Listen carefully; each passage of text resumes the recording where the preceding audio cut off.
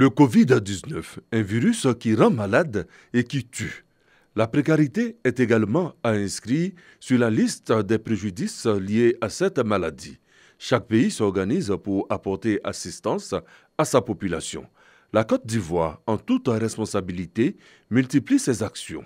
Le plan de soutien économique, social et humanitaire redonne le sourire aux acteurs du vivrier de 8 régions avec 129 organisations. L'Agnébi Tiassa, le Bafing, le Gweke, le Haut-Sassandra, l'Ifou, la Maraoué, le Moronou et le Poro.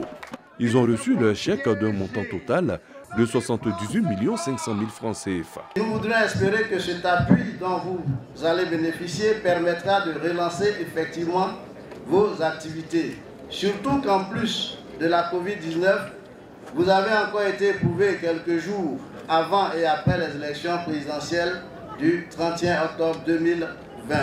Des bénéficiaires visiblement heureux. Je reçois 18 millions des mains du ministre et je suis très contente parce que ça va nous relever, ça va relever nos activités et pouvoir approvisionner à plein temps le marché pour les consommateurs. Le gouvernement fera de la lutte contre la pauvreté son cheval de bataille, surtout en cette période de pandémie. Je voudrais rassurer les coopératives qui n'ont pas encore reçu en fait ces appuis de patienter. Je pense notamment aux coopératives de l'Est, de la région du Boukani, d'être patientes que la direction de l'OCPV ira dans ces différentes régions et ailleurs pour leur remettre l'appui du président Alassane Ouattara suite, comme vous le savez, aux impacts négatifs de la maladie en Covid-19 sur les activités économiques en Côte d'Ivoire.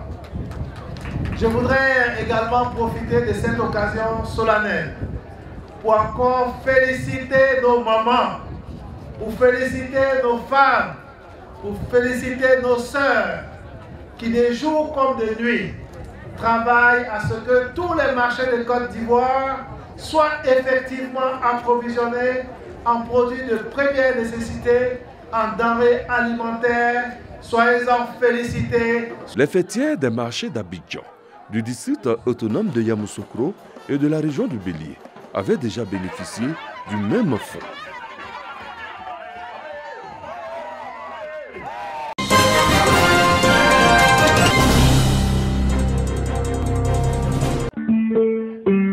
Kanaolo, village situé dans le département de Niakara, région du Yambol dans le nord du pays. Pauline Touré se rend à son chantier sur sa moto, fruit de son commerce d'igname.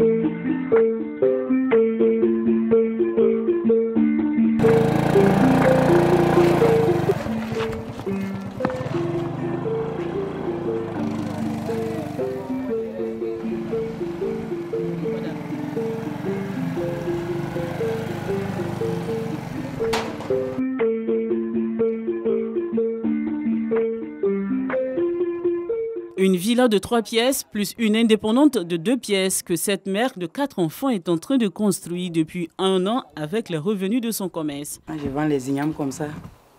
Devant nous les femmes, on fait tontine. Et puis nos mamans Dominique, elle a fait des fonds FAPSI pour aider les femmes. Donc on s'en prend, donc je viens vendre un peu. Quand je gagne un peu, là je viens mettre. Maintenant, quand j'ai fini, bon, c'est les portes du chalet, je suis venu déposer. Le plafond aussi, j'ai donné un peu d'argent. En tout cas, ce métier pour vendre l'igname là, en tout cas, c'est Corona même qui a gâté tout. Sinon, ça allait un peu. La journée, tu peux avoir peut-être 40 000, 30 000. En tout cas, ce que tu veux, tu gagnes. Mais actuellement, là, Corona, là, rien ne rentre. Dans la journée, tu peux avoir 2 000 ou 1 000 francs comme ça. Bon, on a des enfants qui vont à l'école. Donc, quand c'est comme ça, là, donc c'est compliqué. C'est ce qui a fait que le travail même ne peut s'arrêter. La crise sanitaire de Covid-19 a stoppé les travaux de construction de sa villa pour baisse du chiffre d'affaires, mais pas la volonté de Pauline. À quelques pas de là, Célestine Koné visite les locataires de ces 3 bâtiments, construits également grâce aux économies de la vente des ignames. Et tes voisins, ils vont dire, André, ils vont aller au travail. Aujourd'hui, c'est le 23. Après, c'est encaissement. Ah, d'accord, il n'y a pas de problème. Et puis ici, la balai aussi, ici, elle est trop sale. Nettoyez bien la cour. Là, c'est une maîtresse qui est dedans. Ici, c'est une maître qui est dedans. Là-bas aussi, c'est une maîtresse qui est dedans. Dans le mois 85 000. Il y a 5 enfants. J'ai conseillé pour plus que je puisse faire les dépenses des élèves. Tu as 10 francs, il faut économiser 5 francs. Même si tu ne peux pas garder 5 francs, il faut aller donner à les vendeurs de boutiques ou bien magasins pour garder pour toi. Après, tu peux payer ciment ou bien tonne. Vraiment, avec ces 2 années-là, s'il n'avait pas construit là, c'était choc. Puis, cap sur le marché. À son arrivée, Célestine Koné procède à l'exposition de sa marchandise, tandis que les autres se lancent déjà à la conquête de la clientèle. Il en est ainsi dans ce marché. Tous les jours, c'est une 50aine de femmes qui courent à longueur de journée pour écouler leurs marchandises auprès des usagers de la route. Et la tâche n'est pas toujours facile. Chacun défend son intérêt. Oui. Maintenant, nous qui voulons manger, à notre fin, qu'est-ce qu'on fait? On ne fait que négocier auprès de ces dames-là pour avoir gain de cause. Sinon, ça ne nous arrange pas. Le prix est très élevé pour nous. D'où on n'a pas en fait cet appétit de mieux manger. Parce qu'on paye cher. Et vous avez payé pour combien finalement? Pour 2000 francs. N'étant pas satisfait, on l'a fait avec. Si ce client trouve ce marché cher, ce n'est pas le cas pour les autres. J'ai payé un peu igname, j'ai porté jusqu'à Sénégal. Igname de Côte d'Ivoire là, c'est doux et puis c'est gonflé comme ça. C'est un peu moins cher. En ce moment là même, c'est très beau même. Ça,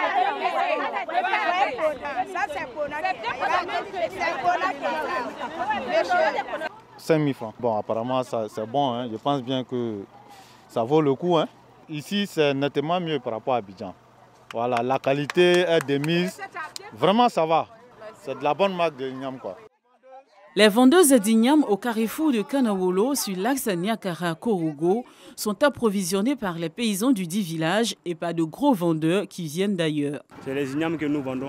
On vient très parfois vendre les dames de Kanawolo et puis bon, quand ça finit, on se retourne à Korogo. Quand ça marche, on peut venir ici 3 fois et quand ça ne marche pas, 2 fois.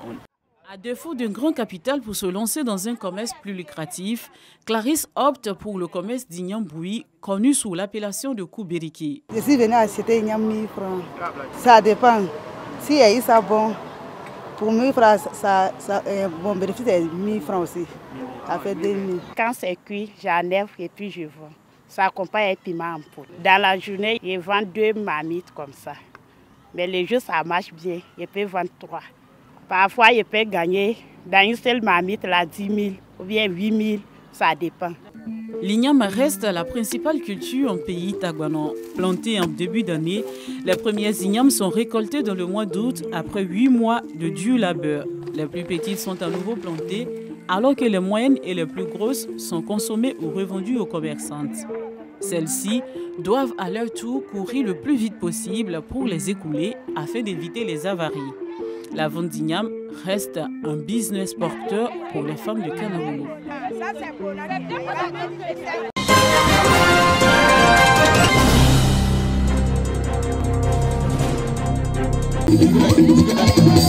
À travers des pas de danse, les populations du village de Poro traduisent leur reconnaissance au chef de l'État, Alassane Ouattara. Moment historique puisque le village vient d'être connecté au réseau électrique national après une quarantaine d'années d'attente. C'est une fierté pour nous aujourd'hui de faire partie de la grande nation de Côte d'Ivoire qui vit au rythme de la vie éclairée. La lumière, c'est la joie, c'est une source de vie, une source de développement. En tout cas, grand merci au chef de l'État pour son programme. Le village Poro, qui est situé à 2 km de San Pedro, depuis la nuit des temps, n'a jamais connu en tout, la lumière. Aujourd'hui, donc, nous venons d'assister à la mise sous tension du village de Poro. Et je voudrais donc profiter de cette aubaine pour remercier le président de la République. C'est le sous-préfet Koné Kapié qui a procédé à la mise sous tension du village de Poro, situé à 2 km de San Pedro. Selon lui, plusieurs autres villages vont bénéficier du courant électrique en cette année 2021. C'est parce que le chef de l'État veut améliorer les conditions de vie des populations qu'il pense à l'électrification des villages et à l'adduction de l'eau potable. L'ensemble de nos villages sont actuellement en cours d'électrification. Nous venons donc de mettre sous tension un village aujourd'hui et dans les jours à venir, il y a d'autres villages encore à mettre sous tension. L'électrification rurale qui était à moins de 20% avant 2012 est passée à 98% à ce jour dans la sous-préfecture de San Pedro.